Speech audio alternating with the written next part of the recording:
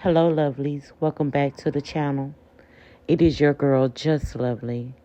And if you're new to the channel, welcome. Go ahead and hit that subscribe button. This is a true crime. So just sit back, relax, and enjoy the ride. Let's get right into it. Why don't we?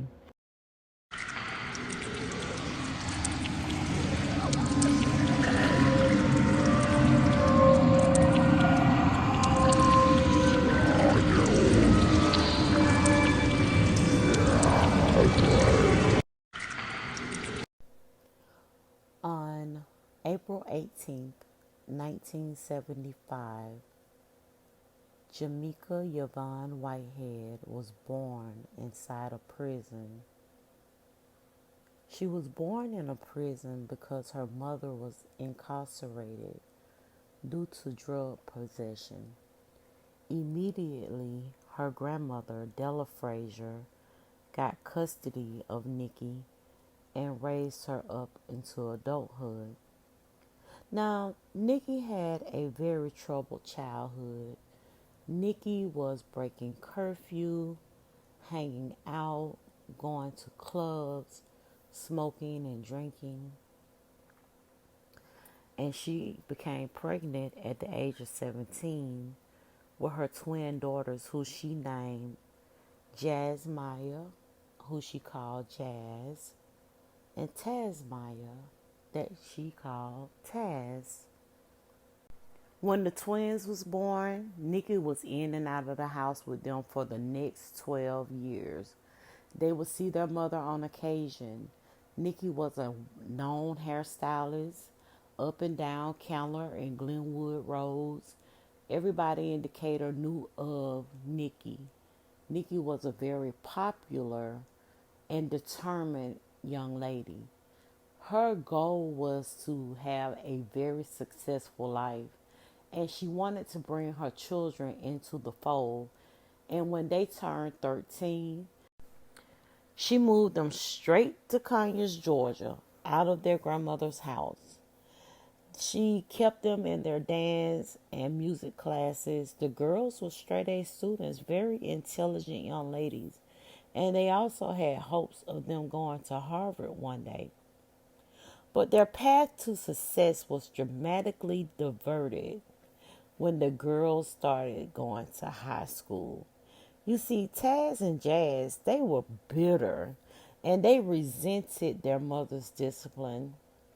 As soon as the rage would overboil, when Nikki took away Taz's cell phone, it was clear that Nikki was losing control. Nikki called 911 when she discovered that Jazz had left out of the house in the middle of the night to meet up with her boyfriend.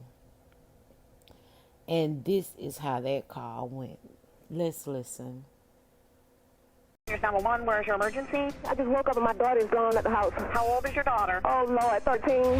Could you imagine waking up in the middle of the night and your 13-year-old daughter has snuck out of the house? Who, that is something to think about. Now, a Conyers police officer had been called out to the house after another blowout. At the time, the girls told the officer that they no longer wanted to live with Nikki and they needed to move back to their great-grandmother's. They wanted to move back to their great-grandmother's because the rules was more relaxed. They can come and go as they please. And the girls was going to school, but they wanted to hang out. They could not stand the discipline structure at Nikki's. And they felt like Nikki was a hypocrite in the way that she was trying to treat them. The girls was just ready to go. They went to court and the judge gave custody back to the great-grandmother, and that's where they lived. By this time, Della was up in age. She could not keep up with those twins at all. The conflicts resulted in Frazier once again giving custody back to their mother on January 2010. A court ordered the twins to live with their mother for a 2-week trial period despite their protests. The twins returned to their mother on January the 5th, and on January the 13th, they claimed that they found their mother dead in the bathtub of the Conyers home that she had shared with Roberts, who was her boyfriend at the time. She was beaten with a vase and stabbed more than 80 times. No one determined that the girls was the perpetrators of this murder. No one ever thought that it could even be the girls because they seemed to be very panicked and distraught at their mother's death. The twins pointed detectives in the directions of Nikki's boyfriend, claiming that she had another boyfriend named Joe, and Roberts had confronted her about him after catching her on the phone talking to him. After questioning and DNA testing, Roberts was cleared as a suspect, and it seemed that Joe never existed. But something about those twins was very strange to detectives. The police had noticed something. They caught one of them biting her own arm, and when asked about it, she said that she did this when she was nervous. In interviews, they didn't seem to have much empathy for their mother's death, and they were highly critical of her. At one point, when they were hugging and seemed to be upset, a policeman asked if they needed anything, and they asked if they could watch CSI. Now, suspicious of the victim's daughter, police began to question them further. They caught them lying about the day that the murder happened. The twins they said that they were late for school 10 minutes when they actually showed up much later that morning. They separated them in hopes of wearing them down, but only was able to build a circumstantial case against them. So the girls were returned back to their great-grandmother and spent the next 4 months living as if nothing ever happened. Nikki had an open casket, and she was sent home to glory with all her friends and family in deep mourning. The girls, they were partying. They even went to the prom, and the detectives waited and watched, but nothing ever turned up. Then a review of the forensics turned up something quite interesting. There had been hair caught in Nikki's teeth, as if she had bitten someone, and one of the officers recalled the incident with them and the girl biting herself, and realized that she was trying to cover up a bite mark made by Nikki with her own teeth. So a mold was made of Nikki's teeth and matched the indentations of the daughter's arm that had been photographed earlier. They were both charged with murder, May 2010. Police were still trying to build their case, but with the end of school, they were concerned that the girls might try and flee the country. Both pled not guilty. By January 2014, Tasmaya had changed her plea to guilty after her attorney negotiated a lesser charge of voluntary manslaughter. She was sentenced 30 years in prison. The following month, Jarmecca pled guilty to the same charge and received the same sentence. During their plea, they were required to admit it. What they said happened was a shocker.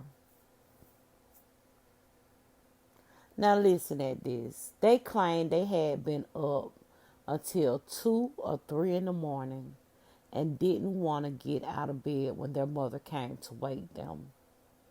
They were angry and decided to go through with the plan that they had been making for some time to kill her right then and there.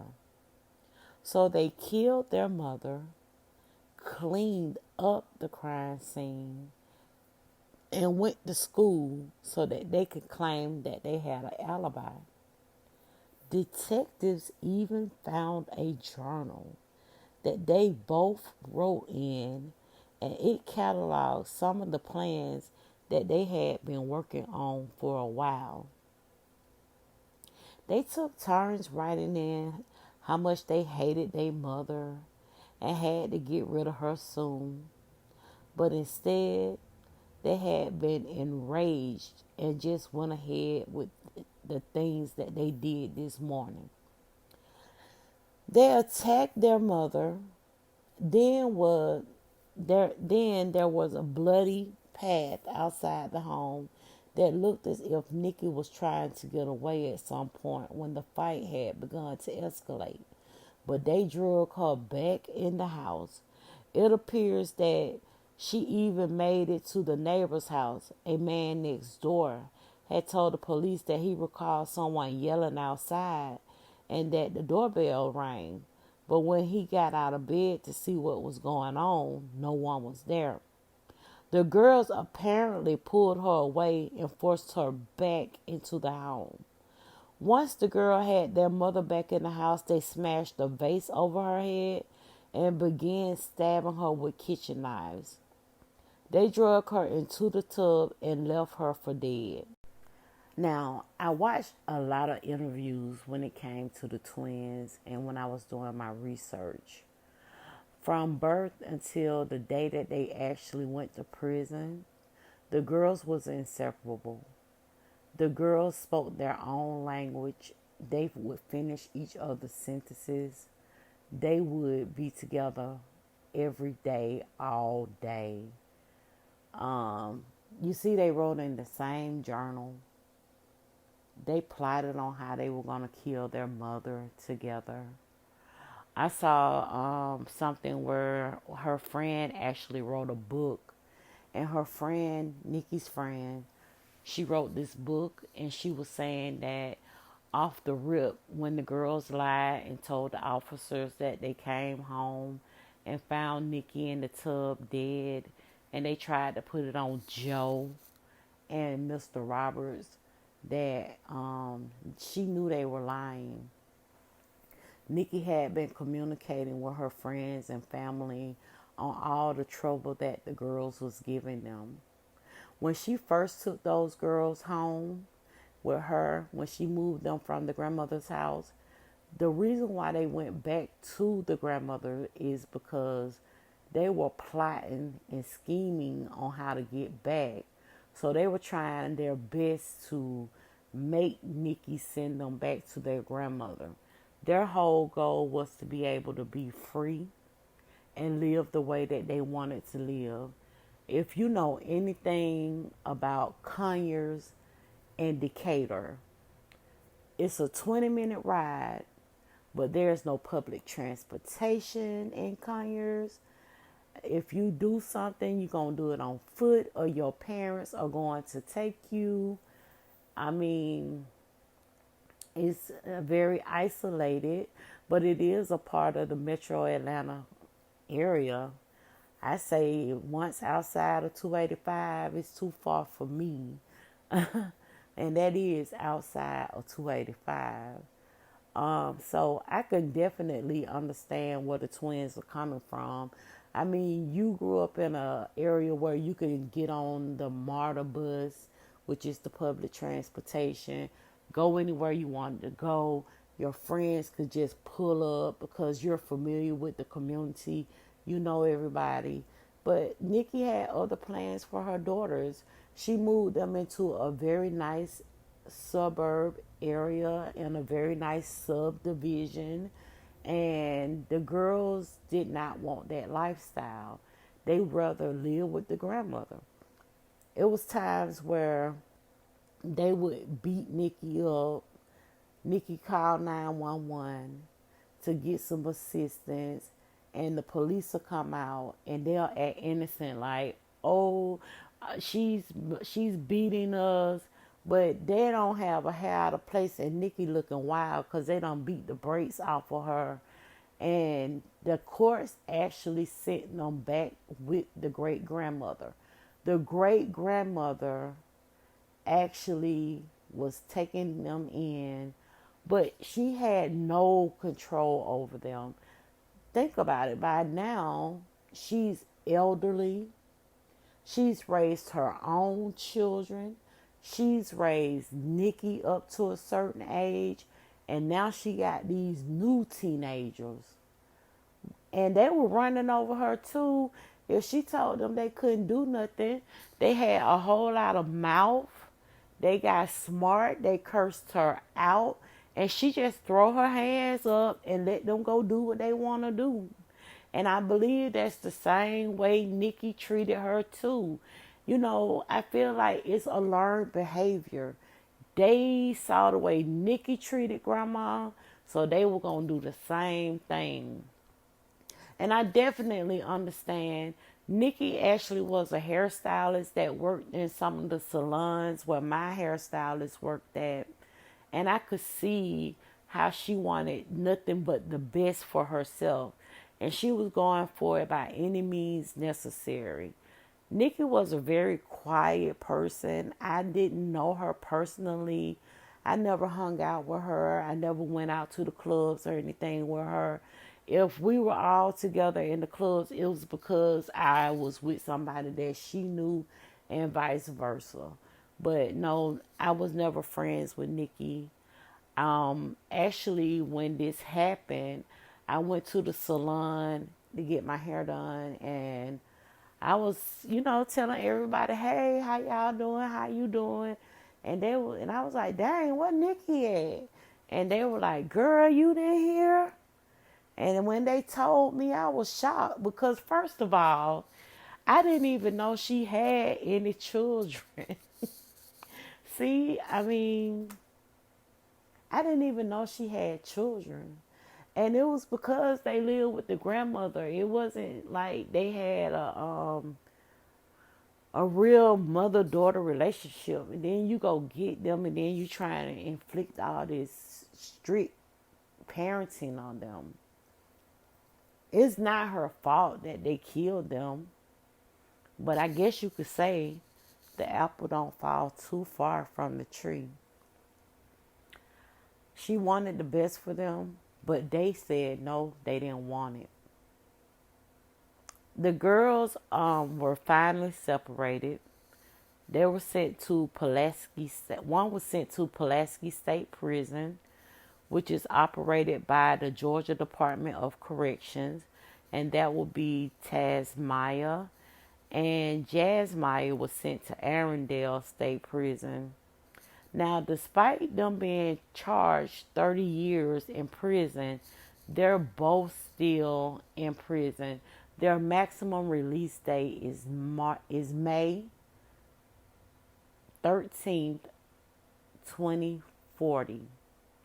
So at that point, they could no longer be held. They would have, served all their time in prison. But they've been up for parole several times, and they just didn't make it. They could be released earlier, but the maximum date would be May 2040. I thank you all for listening to this true crime story about the killer twins. Please comment down below. If you're not subscribed to the channel, what are you waiting on? This is hard work. A girl have to go and do some research. And listen, I'm trying to get my backdrop together because I want to make me a setup where I can sit and tell you these true crime stories. And I was thinking about doing it the way I was doing it back in the back day when I was doing it with the makeup, doing my makeup as I talk to y'all about serial killers and killers in general. But I decided I'll just sit there and look pretty and talk to you guys about what I see on the with my notes and what I've been researching and things of that nature. So look forward to that. I thank you so much for watching, and I would like for you to have a wonderful rest of your day. Good night.